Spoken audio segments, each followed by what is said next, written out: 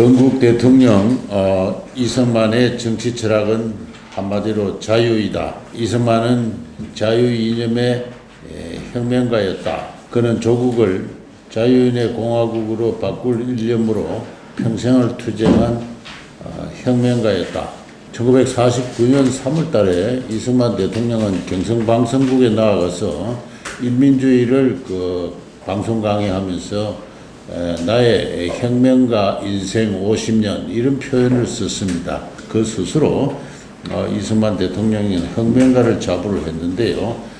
거기서 나온 말입니다. 혁명에 대한 그의 결의는 1896년 또는 1897년으로 거슬러 올라갑니다. 그는 정부가 개인의 자유를 보호하고 그 개인이 정부를 선출하는 미국의 정치 체제에 깊은 감명을 받았습니다. 그는 그의 나라도 그 같은 자유인의 나라로 바뀌어야 한다고 결심하였습니다. 갖은 고난과 좌절에도 불구하고 그는 생애에 걸쳐서 그의 결심에 충실하였습니다. 그리고 끝내 그것을 달성하였습니다. 이승만의 일생을 지켜본 세브란스 병원의 설립자 올리버 에비슨은 그를 가리켜 위인이라고 했습니다.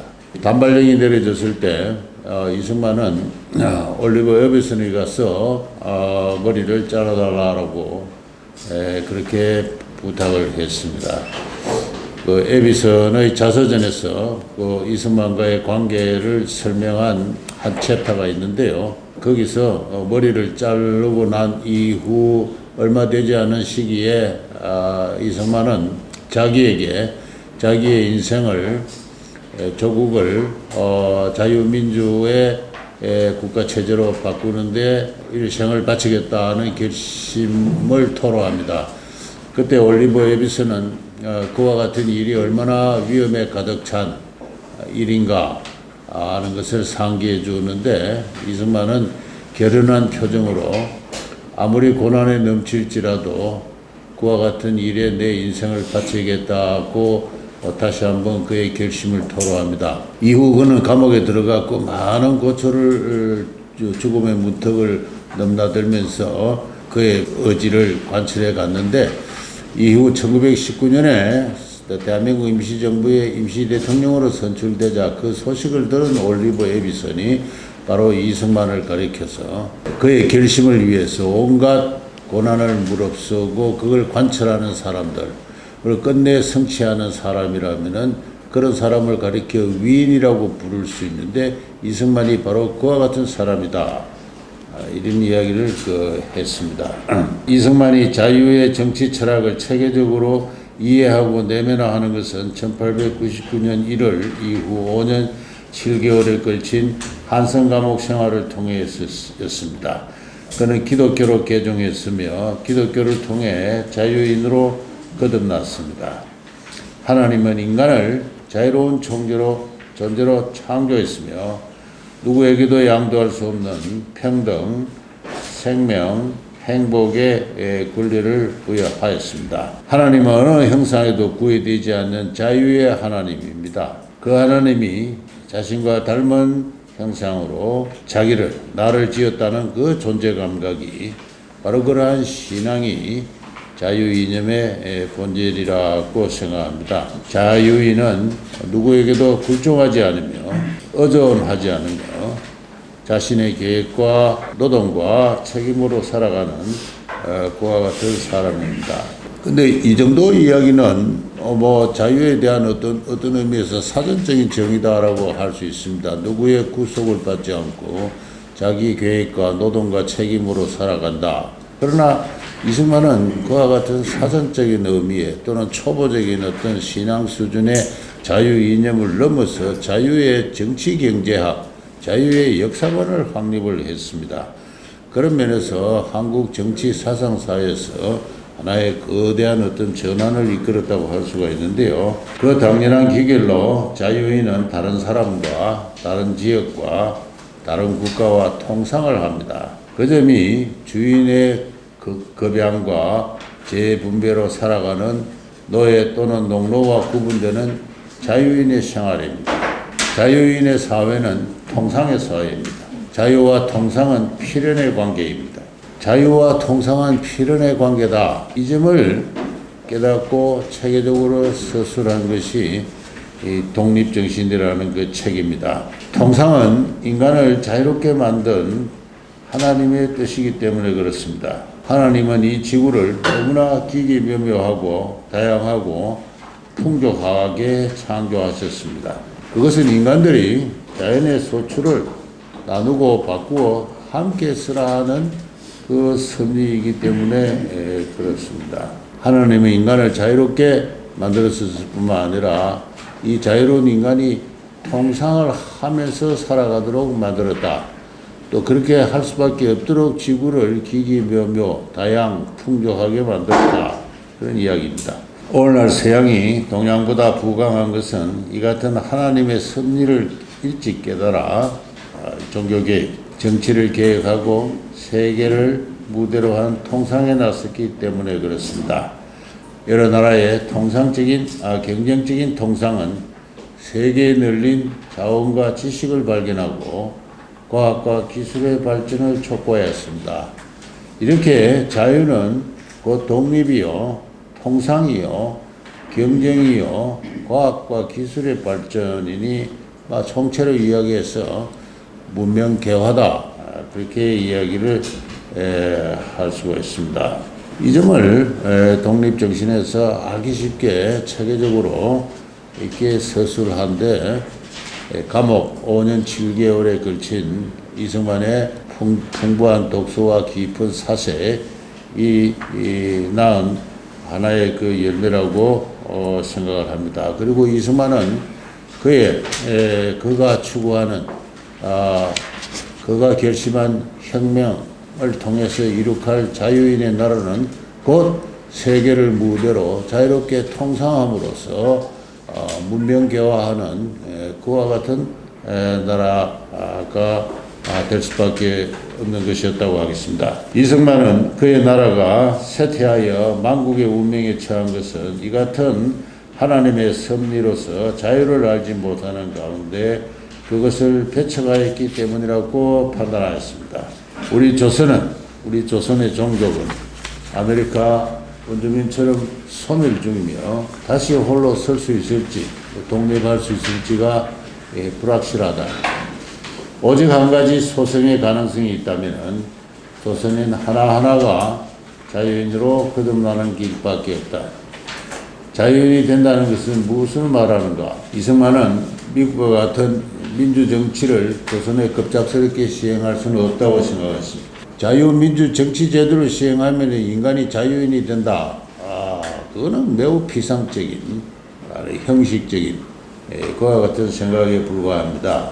굴종하고 의존하고 쾌락하고 나태하고 거짓말하는 병든 문화가 고쳐지지 않은 채 정치제도만 개혁해서는 오히려 사나운 범에 날개를 달아준 꼴과 같아서 엄청난 혼란을만 초래할 뿐이다.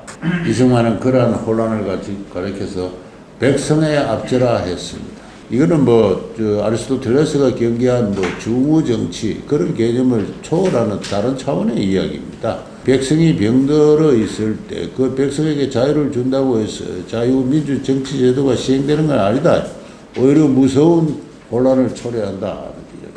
그래서 이승만은 이 한 번 굽은 나무를 쉽게 펼 수 없듯이 이 조선의 병든 문화를 하루아침에 고칠 수는 없다. 그래서 교화가 필요하다. 그래서 우리의 독립운동 과정은 나라를 다시 세우는 과정은 동시에 이 백성들의 교화 과정이다. 이것이 빠지고서는 정치제도만 갖고 다시 자유와 독립의 나라를 세울 수 없다. 그렇게 생각합니다. 어떻게 병든 조선인을 건강한 자유인으로 바꿀 것인가? 이승만은 기독교의 길밖에 없다고 생각했습니다. 우리 조선은 메마른 물질주의의 세속 사회입니다. 사후 세계가 존재하지 않습니다. 이런 정신문화에서는 죽음을 무릅쓰고 관철할 정의와 진리가 성립하기 힘듭니다. 서양의 기독교는 어렵게 살다 죽은 사람에게 천국의 복락을 약속함으로써 광명정대한 도덕과 정의를 성립시켰습니다. 바로 여기가 바로 이와 같은 종교의 있고 없음이 또 종교의 역할이 서로 다름이 이 동양과 서양이 갈라진 길입니다. 이승만은 거의 망해버린 이 나라를 다시 세움에 있어서 이같이 서양의 장훈한 길고 깊은 먼 천도를 받아들일 필요가 있다. 이렇게 역설을 했습니다. 이 말은 오늘날 우리 이 비종교 사회에 살고 있는 현대인들에게는 다소간의 오해를 불러일으킬지 모르겠습니다. 이승만은 조선 말기에 유교 사회에서 살았고 그가 자유인으로 거듭나는 데 있어서 기독교인으로의 개종 입문은 거의 필수적이었다. 이승만은 기독교를 통해서 자유인이 되었다고 할 수가 있습니다. 그러나 오늘날에서는 반드시 그럴 필요는 없고 교육을 통해서 바로 이와 같은 내용을 누구나 수행할 수 있는 어떤 교육 철학, 이것을 바꾸어서 내용화해서 어릴 때부터 교육을 시키고 어린 학생들이 그런 것을 실천하게 될 때 자유인으로 거듭나는 길은 가능하다고 생각합니다. 요거는 이승만이 처한 특별한 19세기 말 20세기 초의 그 상황에서의 이야기다는 것을 각별하게 유의해서 들어주시기 바랍니다. 이 같은 종교적 역사관과 세계관에서 이승만은 조선인이 정신적으로 거듭나 세계 공론이 인정하는 문명인으로 자립하는 가운데 적절한 국제 정세가 조성되면은 비로소 정치적으로 독립할 기회가 온다고 생각했습니다. 앞으로 세계는 미국이 주도할 것이다. 정치적 자유와 경제적 풍요와 과학기술의 발전에서 미국에 비견할 다른 나라가 없을 것이다. 미국은 다른 나라 영토에 욕심이 없는 가운데 모든 대륙과 해양이 통상의 자유로 통합된 새로운 세계를 추구한다. 조선의 독립은 조선의 바람직한 독립은 오로지 미국이 주도하는 20세기의 세계사의 주류, 이 자유와 통상이라는 20세기 주류에 편성하는 길이다. 곧 미국과의 동맹이다. 이승만은 그의 나라가 언제 독립을 회복할지는 알 수가 없었습니다. 알 수가 없고 그 누구도 알 수 없는 오로지 하나님만이 알고 있는 그와 같은 상황이었습니다만은 그러나 이승만은 폭탄을 던지고 총을 쏘고 말이죠. 몇 사람의 20-30명, 100명이 모여서 소규모 빨치산 투쟁을 한다고 독립한다고 생각하지 않았습니다. 우선 세계가 조선의 조선인의 문명인됨을 인정을 하고 조선의 독립을 그 필요성을 인정을 하고 또 그것을 실현할 적절한 국제적 정치 정세가 조성될 때 그날이 언제인지 모르지만은 그날의 독립이 가능한데 그날이 올 때까지 우리는 모두 열심히 실력을 양성하고 문명인으로서 거듭나는 데 노력하고 기회가 닥칠 때마다 국제사회에 나아가서 조선 독립의 당위성을 호소하는 궁극적으로는 미국과의 동맹을 통해서 정신적 동맹 강조했습니다. 그리고 역사는 불과 얼마 되지 않아서 40년도 되지 않아서 이승만이 예언한 대로 이 나라가 세워졌습니다. 그러면서 이승만은 참 자기의 예언이 성취되고 또 스스로 성취하는 것을 본 역사의 큰 행운하였다고 이야기할 수 있습니다. 1905년 이래의 미국 생활에서 이승만이 추구한 독립운동은 이 같은 노선에 충실하였습니다. 그를 영구 총재로 모신 낮 1천여 명 회원의 동지회는 이 같은 신앙으로 뭉친 종교적 결사와 같았습니다. 그 1달러, 2달러씩 매달 내면서 우리 이승만 박사의 독립운동을 도운 동지회, 그들의 활동, 그게 우리나라 독립운동의 주류입니다. 이승만과 동지회가 미국에서 벌인 독립운동이야말로 한국 독립운동사의 주류로 재평가되어야만 합니다. 이승만의 가는 길을 몇 번이고 가로막은 장애는 다름 아닌 공산주의였습니다. 독립운동에 종사한 대부분의 명망가는 공산주의와의 공생과 타협을 신뢰하였습니다. 그들은 이른바 좌우합작을 주장했습니다. 중국 임시정부에서 활동한 김규식, 조서왕, 김원봉이 그러하였고 미국에서 이승만을 해방한 김원용, 김호, 한시대 등이 그러하였습니다. 일제하에서 성장한 일본에 의해서 교육된 이 한국의 지식인들도 대부분 다 그러했습니다. 생존했더라면은 해방 후 이승만의 가장 강력한 경쟁자가 되었을 독립운동의 또 하나의 영수인 안창호도 마찬가지였습니다. 안창호 역시 민족의 도덕적 갱생을 부르짖었지만은 이 도덕적 갱생을 부르짖은 측면에서는 이승만과 같습니다. 근데 이 안창호의 정치적 철학이 뭐냐 하는 것, 이 도산 전집을 놓고 여러 차례 읽어봐도 잘 알 수가 없습니다.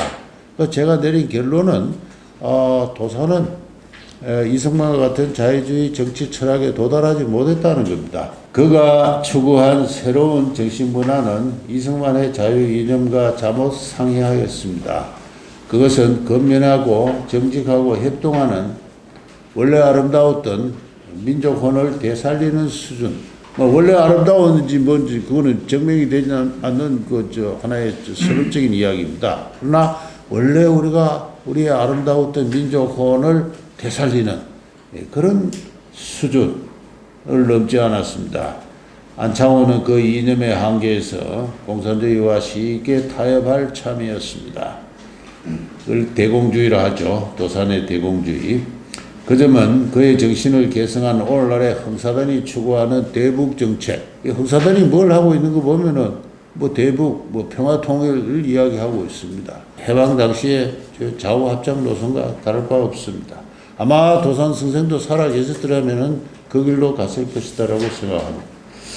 이승만의 자유주의 철학은 해방 후 대한민국의 건국 과정에서 그 진가를 발휘하였습니다.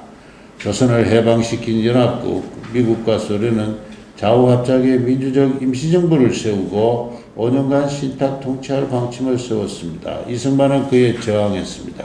그것은 공산주의로 빠지는 선의로 포장된 길이었습니다. 이승만은 미국과 소련에 물었습니다. 민주주의는 미국 민주주의와 소련 민주주의의 두 종류가 있는데 당신들이 추구하는 민주주의는 어느 것이냐? 이 둘을 섞어 놓으면 큰 혼란을 면치 못한다. 이승만은 공산주의를 콜레라와 같은 것이라고 규정한 다음 몸의 반쪽에 병이 들었으면 나머지 반이라도 건강을 지킬 일이라고 주장하였습니다. 갈 길을 몰라 헤맨 2천만 동포의 다수가 이승만의 이 같은 알기 쉬운 설명을 따랐습니다. 그렇게 대한민국은 자유와 반공의 이념으로 세워진 나라입니다. 이 점을 지금까지도 납득하지 못하는 정치 세력이 이른바 이 한국의 이 좌파 세력, 민주화 세력이라고도 하죠. 이 국민의 40%를 지배하고 있는 이 정치 세력, 특히 그러한 정치 선전을 하는 관념적인 지식인 이 나라 정치를 여전히 혼란으로 몰고 있습니다. 그들은 이승만이 100년도 전에 터득한 자유의 이념을 알지 못하거나 그것을 초월하겠다는 위선에 사로잡혀 있습니다. 그럴수록 이승만의 정치 철학은 이 나라 자유 시민이 다시 한번 결집할 정신의 구심을 이루고 있다. 그렇게 생각합니다. 제 발전은 여기서 마치겠습니다.